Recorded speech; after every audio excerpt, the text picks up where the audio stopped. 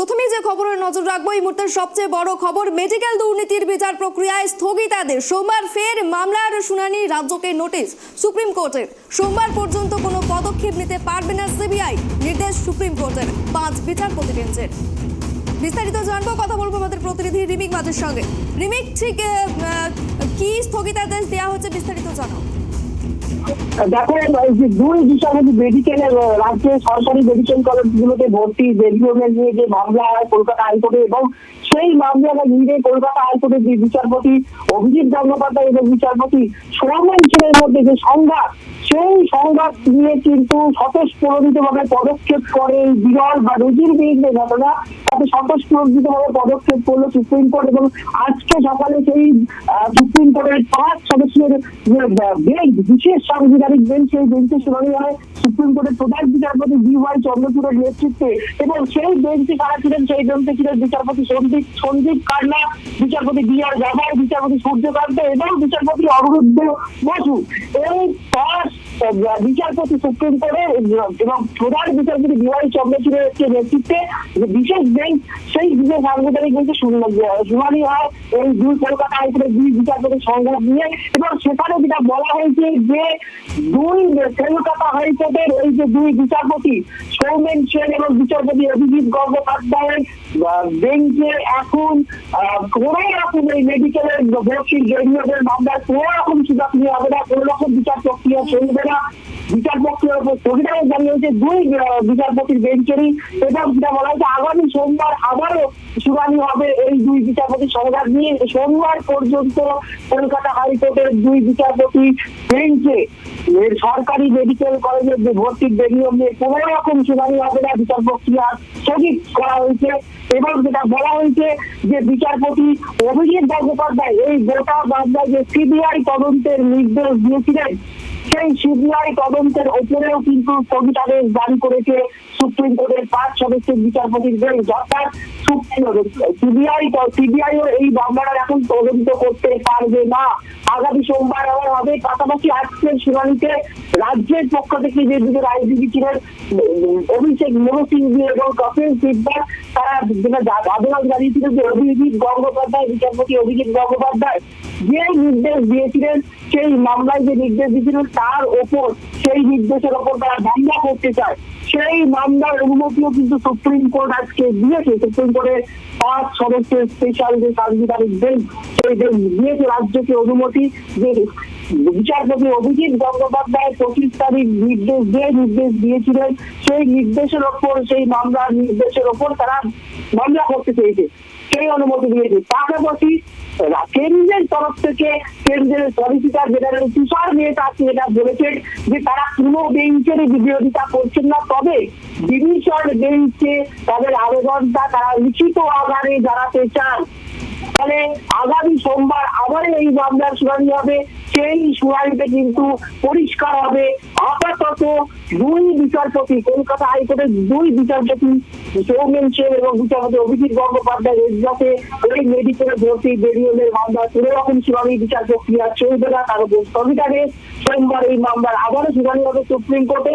এবং বিচারপতি অভিজিৎ গঙ্গোপাধ্যায় যে নির্দেশ দিয়েছিলেন, সেই নির্দেশ সিবিআই তদন্তের নির্দেশও আপাতত বন্ধ থাকছে। সিবিআই আপাতত তদন্ত করতে পারবে না। প্রিয়াঙ্কা, একবারে রিমিক, আরো যেমনটা জানা যাচ্ছে যে এই যে 2 বিচারপতির সংঘাত, আর এই সংঘাতের জেরে কিন্তু যে সমস্ত মামলা ছিল, এই মামলাগুলি তপব্রত বন্দ্যোপাধ্যায়ের এজলাসে চলে গিয়েছে।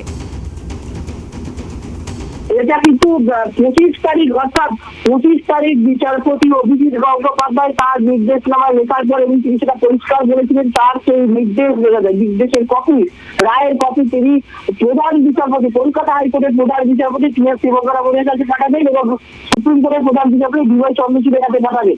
সেই 25 তারিখ রাত্রের বেলায় কিন্তু কলকাতা হাইকোর্টের পক্ষ থেকে তাদের অফিসিয়াল ওয়েবসাইটে যেটা জানিয়ে দেওয়া হয় যে বিচারপতি সৌমেন সেনের এজলাসে নিয়োগ সংক্রান্ত যে সমস্ত দুর্নীতি সংক্রান্ত যে সমস্ত মামলাগুলো ছিল সেই সমস্ত মামলা কোনো মামলায় নিয়োগ সংক্রান্ত কোনো মামলায় বিচারপতি সৌমেন ছেলে এবং বিচারপতি উদয় কুমারের ডিভিশন বেঞ্চে হবে না। সমস্ত মামলাগুলোকে সরিয়ে আর প্রধান বিচারপতির নির্দেশ অনুযায়ী যে সমস্ত মামলাগুলো সৌমেন ছেলের ডিভিশন বেঞ্চে ছিল সেগুলো সমস্ত পার্টি দেওয়া হয়েছে বিচারপতি তপব্রত চক্রবর্তীর ডিভিশন বেঞ্চে। ফলে সৌমেন ছেলের এজলাসে যে মামলাগুলো ছিল সেইগুলোর এখন ডিভিশন বেঞ্চ হচ্ছে বিচারপতি তপব্রত চক্রবর্তী ডিভিশন বেঞ্চে হবে। তবে অভিজিৎ গঙ্গোপাধ্যায়ের বেঞ্চে যে মামলা যেরকম চলছিল সেগুলোও চলবে এবং বিচারপতি অমৃতা সিনহার এজলাসেও নিয়োগ জমিতে যে সমস্ত মামলাগুলো ছিল সেই মামলাগুলো আপাতত চলবে।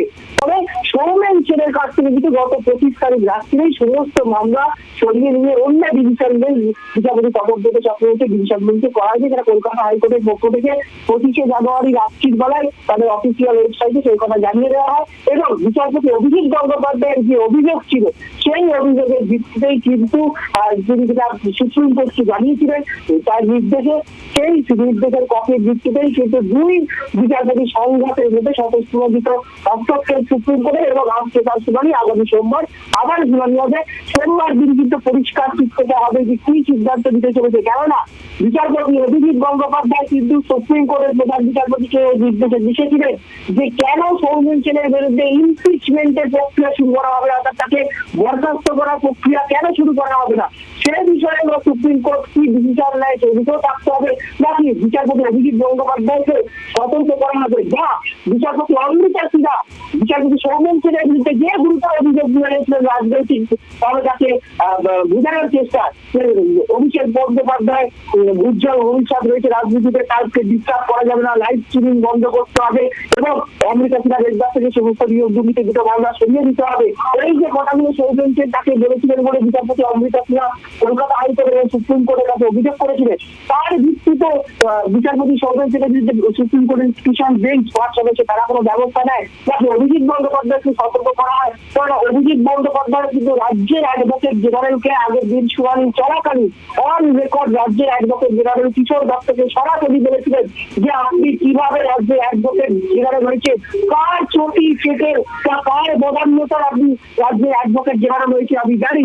এইটা নিয়ে কিন্তু চরম অভিযোগ জানানো হয়েছে, আপত্তিকর মন্তব্য যে একজন বিচারপতি রাজ্যের একজন সম্মানীয় অ্যাডভোকেট জেনারেল তিনি সমস্ত বারের যিনি প্রধান তার বিরুদ্ধে এই ধরনের একজন বিচারপতির মন্তব্য যে আপনি কার চটি থেকে অ্যাডভোকেট জেনারেল হয়েছেন, কার প্রাধান্যতা হয়েছে সেটা নিয়েও কিন্তু রাজ্যের পক্ষ থেকে কিন্তু সুপ্রিম কোর্টকে এই বিষয়টা জানানো হয়েছে অভিজিৎ গঙ্গোপাধ্যায়ের বিরুদ্ধে।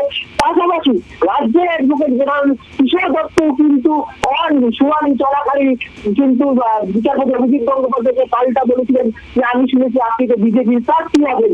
সেই সমস্ত বিষয়গুলোই কিন্তু পাল্টা অভিযোগগুলো কিন্তু সুপ্রিম কোর্টের এই তুষার বেঞ্চ এবং সুপ্রিম কোর্টের প্রধান বিচারপতি ডিওয়াই চন্দ্রচূড় এখানে পৌঁছেছে। আগামী সোমবার শুনানি রয়েছে। তবে আপাতত কলকাতা হাইকোর্টের দুই বিচারপতির এজলাসে মেডিকেলের নিয়োগের দুর্নীতির মামলা কোন রকম মামলার বিচার প্রক্রিয়া থাকবে না স্থগিতাদেশ থাকে এবং বিচারপতি অভিজিৎ গঙ্গোপাধ্যায় ওই মামলায় দেওয়া সিবিআই তদন্তের উপরও কিন্তু স্থগিতাদেশ পাচ্ছে। কিন্তু এই যে বিচারপতি অভিজিৎ গঙ্গোপাধ্যায় যে নির্দেশ দিয়েছেন সেই নির্দেশের বিরুদ্ধে কিন্তু এসএলপি দাখিল করেছে রাজ্য। একদমই প্রিয়ঙ্কা, যেটা রাজ্যের পক্ষ থেকে আবেদন করা হয়েছিল যে স্পেশাল রিট পিটিশন যে স্পেশাল রিট পিটিশনের একটা আবেদন জানানো হয়েছিল সুপ্রিম কোর্টের কাছে রাজ্যের পক্ষ থেকে যে অভিজিৎ গঙ্গোপাধ্যায় যে নির্দেশনামা যেগুলো লিখেছে তবে যে ঘটনাগুলো হয়েছে রাজ্যের বিরুদ্ধে একদম তিনি স্পেসিফিক যে অভিযোগগুলো করেছেন সেখানে কিন্তু রাজ্যে এবং রাজ্যের অ্যাডভোকেট জেনারেলের ভূমিকা নিয়েও প্রশ্ন উঠেছে। সেই জায়গায় সেই সমস্ত কিছু কিন্তু অভিজিৎ গঙ্গোপাধ্যায় বিচারপতি অভিজিৎ গঙ্গোপাধ্যায় তার নির্দেশনামাতে লিখেছিলেন এবং সেই নির্দেশনামার পথেই কিন্তু কলকাতা হাইকোর্টের প্রধান বিচারপতি এবং সুপ্রিম কোর্টের প্রধান বিচারপতি ডিওয়াই চন্দ্রচূড়ের কাছে তিনি পাঠিয়েছিলেন। ফলে সেই নির্দেশনামার অভিজিৎ গঙ্গোপাধ্যায় যে সমস্ত কথা লিখেছেন সেই নির্দেশনামার উপর ভিত্তি করেই কিন্তু একটা স্পেশাল রিট পিটিশন আবেদন জানানো হয়েছিল রাজ্যের পক্ষ থেকে।